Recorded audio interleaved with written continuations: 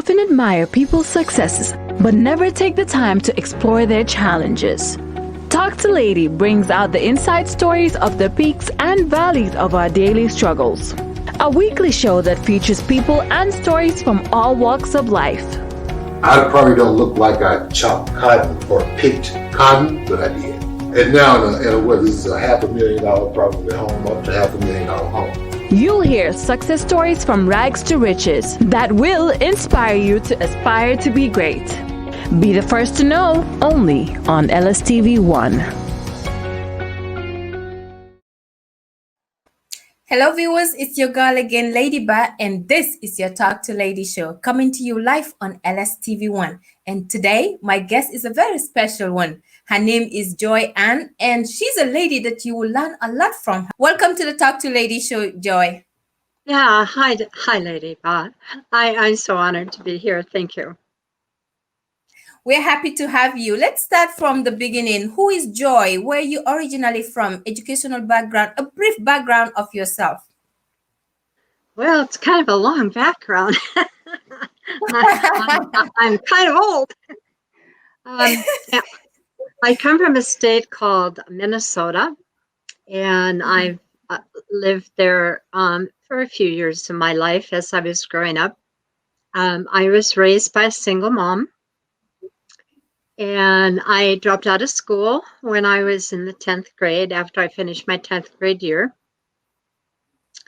Later on, I went back and got my general education determination certificate.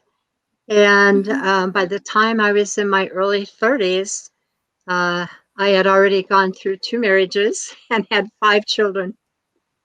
Wow, amazing. And it was at that time that I decided my life needed some changing. I was in abusive marriages before there were shelters, before there were laws. And I spent a good many years after that working in shelters and as a crisis advocate, suicide advocate, to help women through some of the issues that they were going through in the early part of the public beginning to know what abuse against females was. Going through that part in your life, being an advocate for these women and young people, how was that experience like for you as a person, being raised by a single mom? Well, there were a lot of things we didn't have. My mom worked 3 jobs to keep off of welfare and to keep our little family together. She had some help from her family, which was a good thing. But for the most part, I didn't really have any problems until I got into high school. And then I was bullied. Like this kind of the story of this world lately. And I was kind of, I lived in a 90% Catholic town. And divorce wasn't something that was acceptable. And a single mom was not acceptable in our community. So I had my friends, I had my life, and thank God for a really good mother. I had learned some really interesting values, and that got me through a lot of it. And I think because my mom was single, she was a fighter as well. And so I grew up learning to punch my way through all these problems and try to make lemonade out of lemons. Wow. No wonder you're a very strong woman, and I always admire your strongness. So just keep it up. Walk us through your career path. Well, by the time I was 33 and divorced and on my own, I said, this is it. I'm through with abuse. I'm through being an uneducated woman with 5 children to raise, and I was going through some legal things. My 2 husbands got together and were trying to knock me off, so they didn't have to pay child support. And so I taking all that into consideration, it's time for me to get my butt in school. So I moved back to my hometown, and I entered our local university. St. Cloud State University was the name of the university I first attended. On Pell Grants, I didn't have well, it may be a little crude for your show, but I didn't have a pot to what in, and or a window to throw it out. So I had to depend upon grants to get through the first 2 years of my career.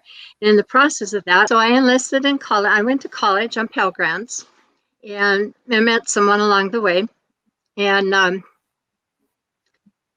there was nothing going to stop me from getting my life in order. So once I started, I didn't stop for 9 years. So I got my Associate of Arts degree at St. Cloud State University. And from there, I traveled to Utah, the University of Utah, and I got my bachelor's degree there in sociology and political science and criminology. And then I went to the University of Madison, Wisconsin, where I was accepted for a doctoral program. So it was 9 years of education. And just before I had completed all my coursework, but I was about to do my thesis, when once again, I ended up divorced, and my mother was dying in the state of Washington, so I moved here. Never completed it, but I sure learned a lot. And I am qualified to teach in universities. Criminal justice studies. Criminal justice, got you. I mean, many people that drop out at 10th grade or being raised by a single mom with all the struggles, the husband betrayals from your marriages and all that. Yet you decided, you know what, I'm going to put my life in order and go back to school. That is amazing and commendable. Where did you get your inspiration from? What inspired you to go back to school? Those struggles, the fact that women like me were being abused, and there weren't rules, so there weren't laws. I mean, I had my child snatched from me. She was 5 years old when my husband child snatched her, and there were no child snatching laws on the books. There were in the beginning, no shelters to go to, nobody to help me. I did get help from the Catholic Church. They hid me until I could get my divorces and get my legal protections. But for other women, there was nothing. And it just made me angry. I guess it was my determination and my anger at the situation that drove me. I didn't know what else to say. Wow. Well, I believe you're now retired. Is that correct? I am. Okay. Did you enjoy your work? I mean, you did before retirement?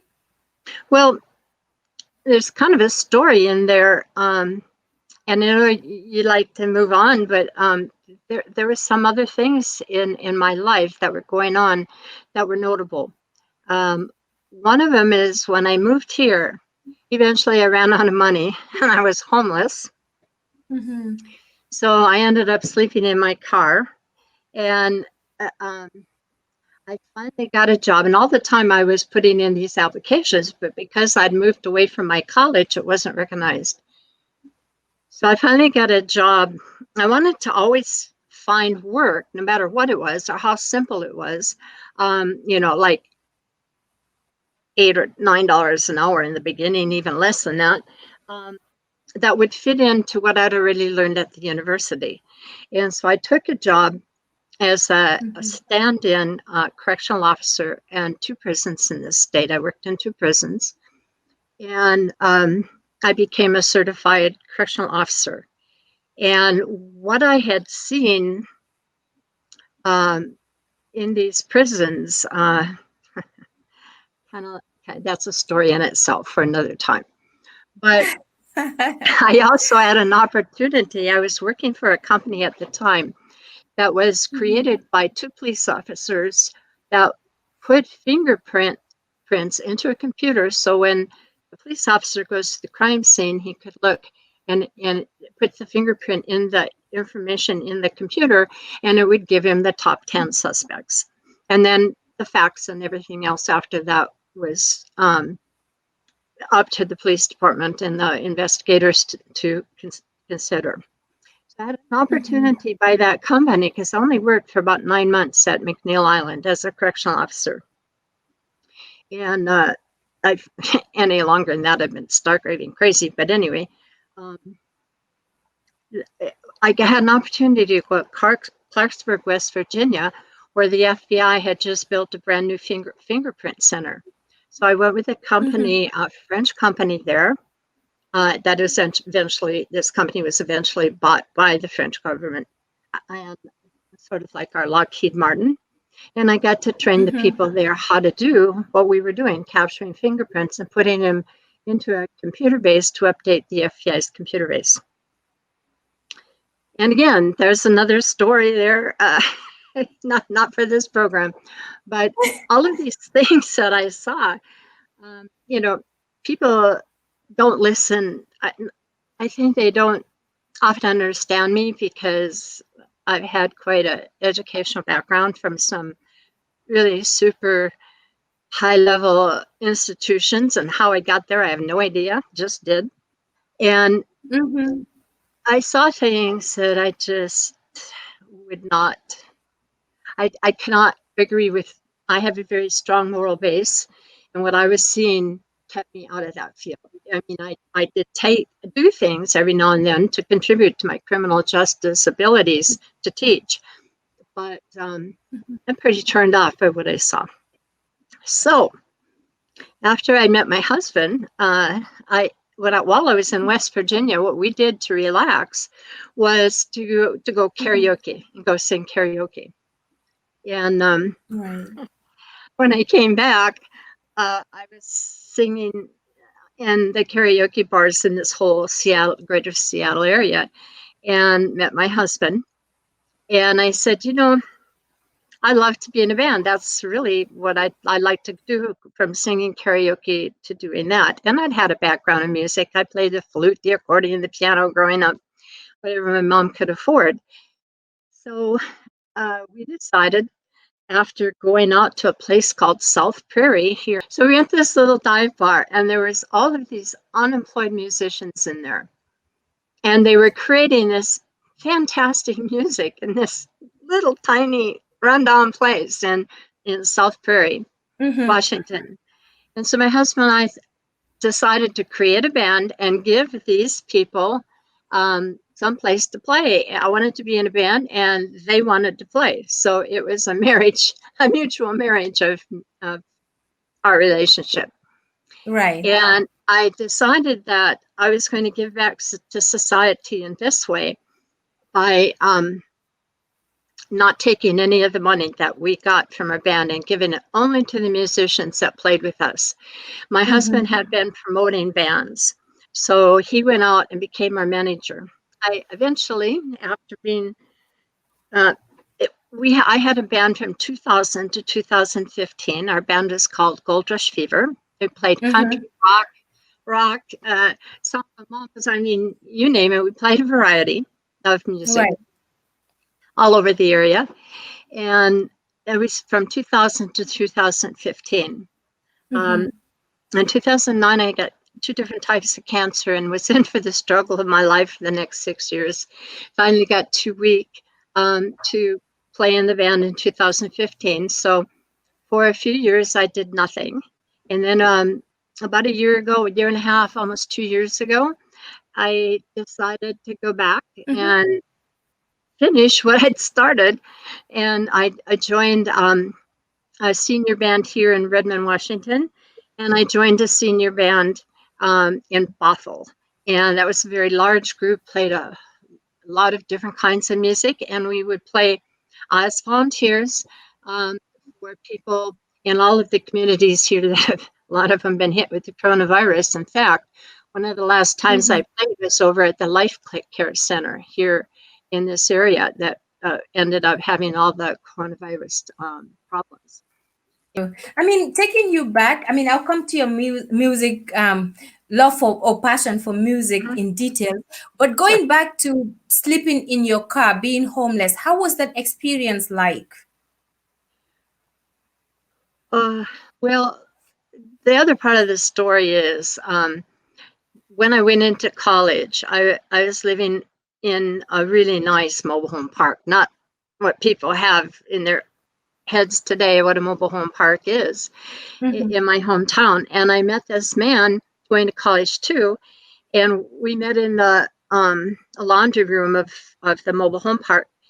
And I started asking. He was a student at the college. He was a Vietnam veteran, had just come back, and he started telling me how to go about doing this because he knew I was determined to do it. So he started taking me around, and that's how I got involved. And we did get married. And of course, I had 5 children, and one of them committed suicide during the time that I was working on my PhD in 1980, 1980, I believe. And as a result, it just kind of tore the family apart. So, force number 3. Anyway, after that, I came here to Washington because my mother was dying, and I started working part-time on Fort Lewis as a clown and a gorilla and a dinosaur to all these kids' functions on Fort. So that gave me certain privileges. So I was able to sleep in my car after my money ran out because I didn't have enough money to get an apartment or a room. I was able to sleep in the 120 camp areas that they have on Fort Lewis had on Fort Lewis at the time. And I would go to the gym and shower and go to the, they had a restaurant there, sort of kind of a fort thing where you could go in and get food and whatever for a lower price. And that's how I would eat. So I had shower, I had my gym, I had my ability to get low cost meals and sleep in my car. It was very, very depressing. Right about that time, my mom died. So it was like, oh my gosh, everything's happening. So as usual, I just fought my way out of that. And eventually, I've taken a lot of jobs in this area that we're lower paying, and I've learned a lot of skills. I have a real problem. I'm a rebel, and there's a lot about my field, which is political science and criminology, sociology, that I just couldn't stomach. It's not what I was taught. It's not what I believe. And I said, I'd rather live in poverty than do a job where I have to compromise my values. Wow. That is amazing. Let me ask you about your music, passion for music. How has it impacted or changed your life? Music is my soul speaking. I think it's other people's souls speaking to the world. And you're sharing something of what's inside you with the music that you bring. And it doesn't matter if you're a national star or you're and making millions like Keith Urban or Garth Brooks, whatever. Or if you're just in a place like South Prairie playing your music in front of a tiny audience, or even one person. That's what it's all about. You're sharing yourself with another human being. And in that process, you're not only helping yourself mental health wise and physically, but in many ways, that person, by giving that gift away, it comes back to you. So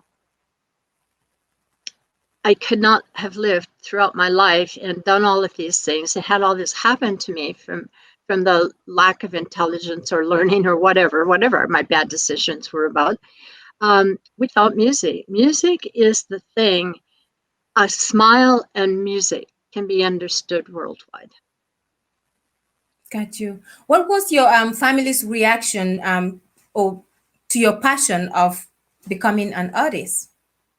Were they supportive to your decision? Well, my mother was already dead, but she had always, no matter how little we had, she always managed to find enough money to give me music lessons. So I didn't start singing publicly other than karaoke after she was dead, but I know she would approve. My grandfather came from Austria and my grandmother came from Poland. And when they got into the United States, of course, my grandmother died, but my grandfather continued, and he played the clarinet. So my mother played the violin, one of her sisters played the piano, and my grandfather played the clarinet. So we were a musical family to begin with, and without that, I don't think any of us could have survived the trials that life brings us. And it behooves us to play the hand we're dealt, so to speak. You mentioned COVID has impacted the music industry. I mean, you have been impacted as well, I believe, with your team or band. But then, would you trade music for anything else?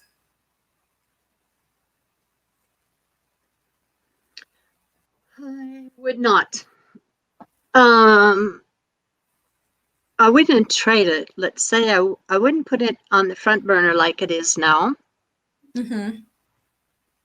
I think the only thing that would change me and make me put it on the back burner would be if I had the opportunity to somehow make the my field of criminal justice better. And I think you understand what I'm saying there. The system has a lot of issues and it needs to be fixed. And it's going to need a lot of people to fix it. And they're going to have to take some risks and go through some bad times to do it. But I think it's critical that it has to be done. And that would probably be the only thing that would make me give up music at this point in my life. Or not give it up, but at least put it on a back burner and not be the number one thing right now. Thank you for sharing that. What do we expect to see, I mean, from you, I mean, in the near future regards to music? I definitely want to stream, want to get to the point of streaming, to have all the equipment. My room is set up. I'm ready to go. I practice my songs and I'm taking those guitar lessons to make it even more interesting.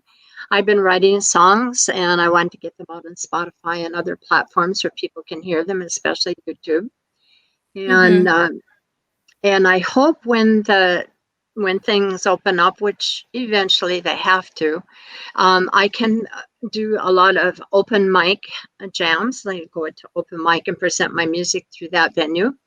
And I also hope that I've had a few offers in the past to go into the wineries and the just beer distilleries and so forth, which seem to be very popular right now, that allow single performers or one or two people in to perform. And no, you're not going to get rich doing that. That was never the purpose. But you're bringing your music to people. You're sharing them with them through words of music and poetry to touch their souls. And that's what I hope to do in the future. But all of that's going to take time, and all this time that we're doing nothing here through COVID is a good time to put it all together and practice. That's right. Never give up. And that reminds me, I saw a post on Facebook where you were singing a song for your husband on his birthday. What was through the thought process? Well, yeah, on our anniversary, when I tried to sing that song to him, I started crying and crying. I couldn't get the words out. I was so overwhelmed that I couldn't sing it. So about a week later, I finally picked up my guitar and I was able to sing it to him. And so when I put my music out there, I put it in its rawest form. I mean, it's not perfect. It's not, refined, whatever. And people seem to understand and like it and relate to it. So that's the whole point. Why were you crying? Why were you so overwhelmed with it? I have no idea. I have no idea. I think it was the first time I'd ever really put into words what I actually felt about our life together. And it's been 22 years. So this marriage is a lifetime marriage for me because I've learned all my lessons of youth. I've gone through all of that crud. And when I found him, the time that I realized that I loved him, and I've been single 16 years, is never going to marry again. That didn't work out. But I saw in him what I should have been looking for years and years ago. And he is a very patient man, a very gentle man, a very intelligent man. He's not educated, but and he's worked a lot of manufacturing jobs just to survive. But the man has a brain and he uses it. And so as these years have gone by, hardly seems like 22 to me. It seems like yesterday. But we were able to see in each other the basic love and humanity we each felt, and our values mesh, our outlook on life meshes.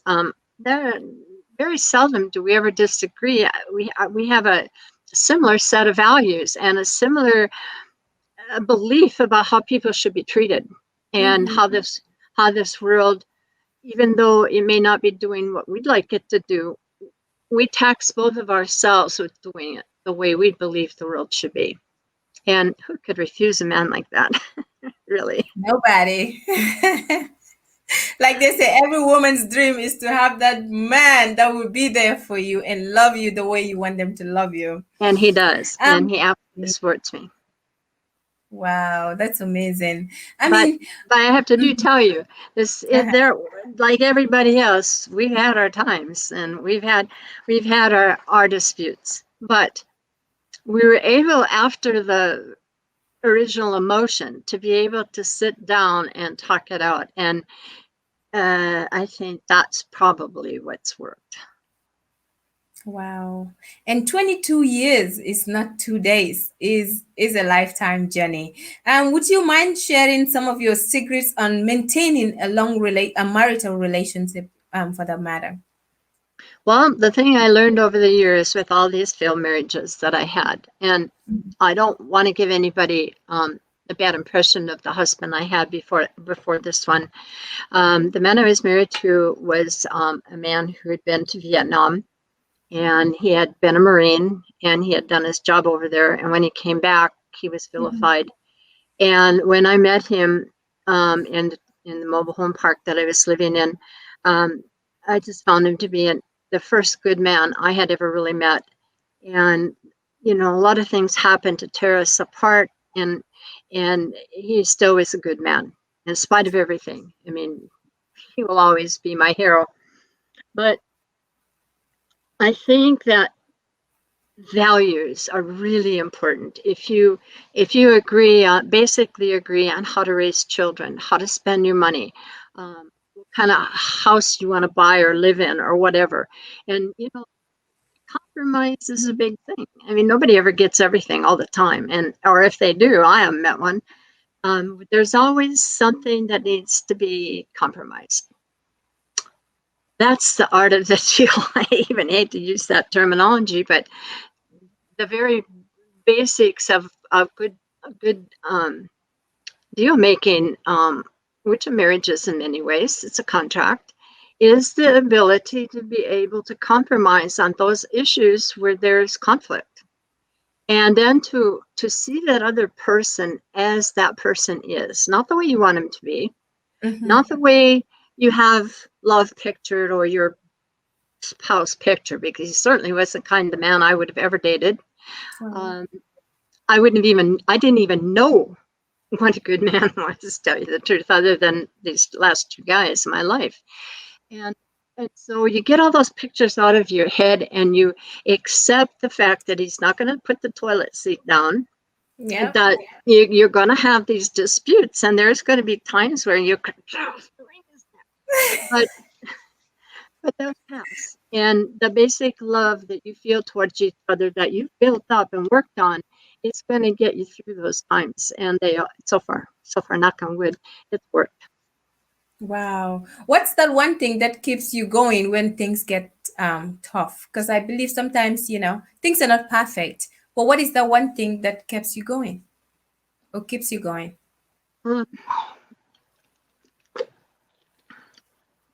I think it's because no matter how angry I am with him, I know he's loyal. I know he supports me, and I know he loves me.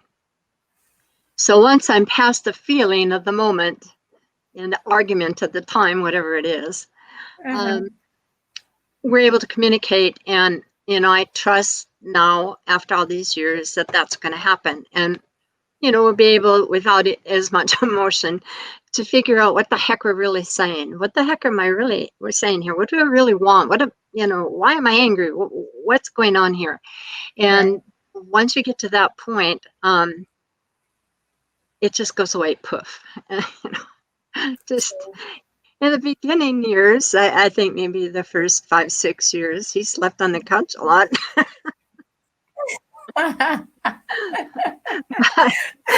we got that worked out too. Which happens in every marriage. Nobody can say my marriage is perfect. We never had issues, but we work work through it and try to compromise, like you said. It's the foundation of every marriage. I think there's one more Who's your thing, role model? Lady Bob, just before that question. I think there's one more thing to that. Let's see, it kind of escaped me there, but we had both been through our own hells, okay? Some of them were bad decisions. Some were decisions out of our hands.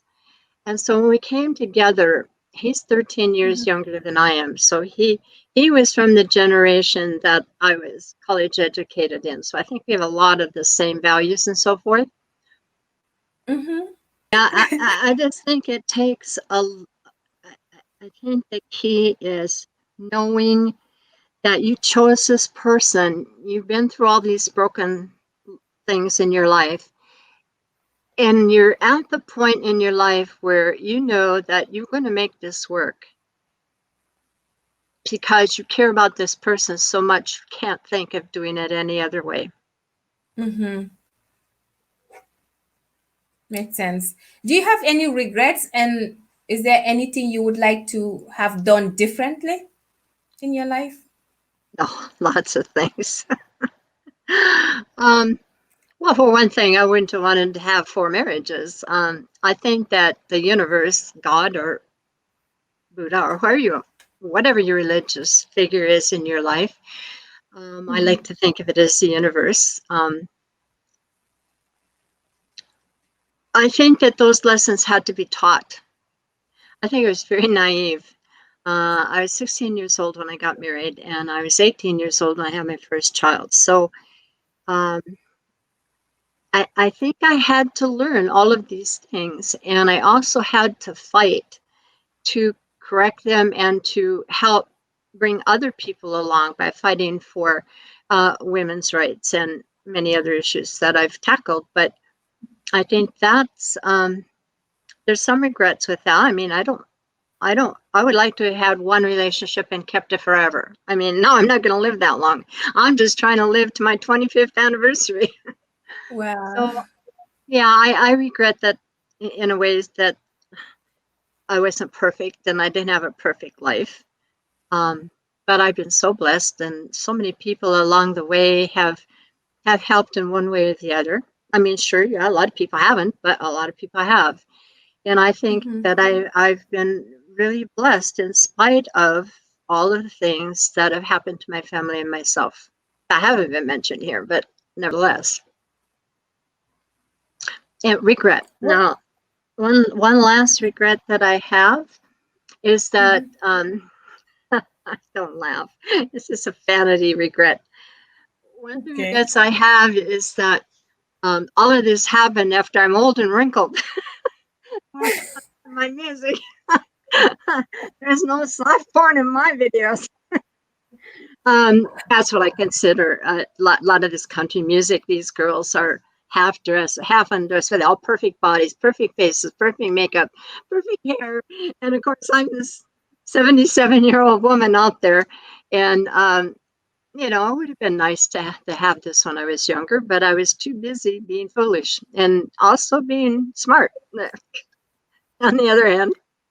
You better not stop. At 77, you're able to do the things that you do and you're still doing it. That is inspirational. Many people would have given up and just be laying down in bed, but you did not.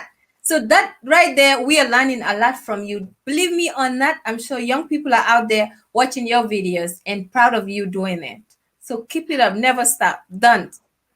there have been people of color in my life who were absolute inspirations. I mean, you talk about having it tough in life, and you talk about where these people have been and where they came, what the point they came to. Total inspiration. I had a supervisor that worked with me at Sajam, the finger company that I worked in, who was a lady of color who went to West Virginia as my supervisor. For a while, I had to stay with her. I had some issues with the place that I was living. They moved, so I was without a home while I was there. We were there for 2 years. And she took me to Fayetteville in North Carolina, a lesson I will never, ever forget. And that woman and her family have left an indelible imprint on me. And I hope I can live up every day to what she taught me.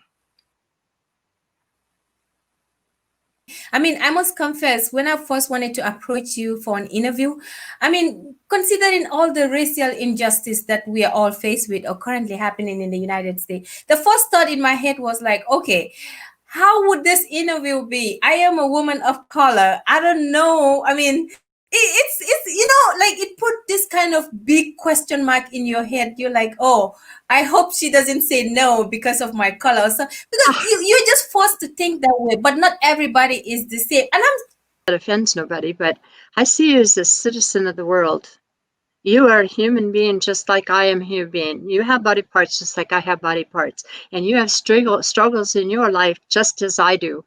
And anybody who boils it down to that black white thing is disgusting to me. Sorry. I'm sorry. I can't take yeah, that. We are a living body of human beings. When are we going to remember that? I hope soon.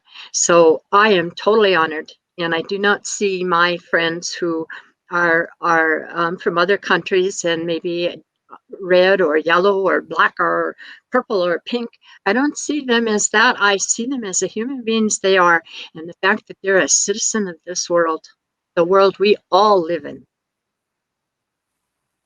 That I hope, thank you. I Appreciate it. hope, I hope that those people listening who probably may or may not like me believe that, because that is what I was taught and it is what I will always believe. And I would die for that. But I don't believe in I believe in peace and love. And it's hard. It's a hard world to believe in those two things. Thank you. We appreciate you sharing your views on that. Do you have any advice for the people that are watching you as we getting close to the end of this interview? We have taken so much of your time, but do you have any advice for our people that are watching you right now and inspired by your story? What would you say to those people? People don't need a handout. Nobody needs a handout. We need a hand up. We all need to help each other with a hand up as best we can, whether it's just a song, whether it's just a prayer, whether it's just a positive comment on Facebook. These are the things that make us human, will bring us together in the end. Honored to have you on the Talk to Lady show. And trust me, I've learned a lot from you today. Thank you so much for sharing your life. You're very welcome, and thank you for giving me a voice. Women need a voice, and you've given me mine on this platform. Thank you, Lady Bell, my friend to me. All right. Thank you. Take care. And bye You for too. now. Bye. That was Joyce Ann or Joy Ann. Never give up on your life. If she can do it, you can do it. And not only that, she's been married for 22 years. And like you heard, every foundation of, marriage or relationship, there has to be an understanding, respect, and compromise. Well, that was all we have for you today on the Talk to Lady show. Until I come your way again next Friday, you be safe out there. Take care and Don't forget to subscribe to our YouTube channel and follow us on Facebook. Take care and bye for now. We often admire people's successes, but never take the time to explore their challenges. Talk to Lady brings out the inside stories of the peaks and valleys of our daily struggles. A weekly show that features people and stories from all walks of life. I probably don't look like I chopped cotton or picked cotton, but I did. And now this is a $500,000 probably home, up to $500,000 home. You'll hear success stories from rags to riches that will inspire you to aspire to be great. Be the first to know, only on LSTV 1.